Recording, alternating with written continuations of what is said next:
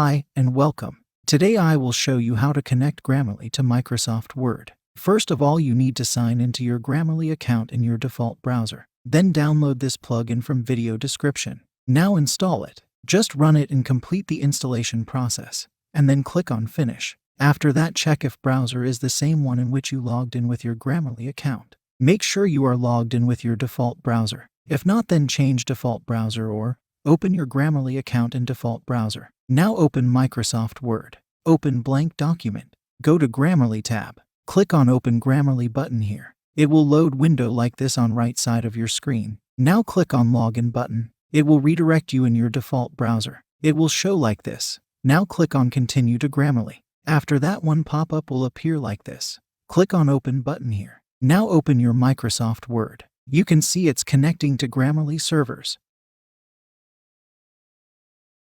After connecting, now you can check and change the settings like you want. Now type anything here. It will suggest you corrections, like it does on Grammarly website. If you face any problem, you can contact me on my Discord server. Thanks for watching the video. Please check out my other videos too and subscribe my channel. I will see you next time. Till then, goodbye.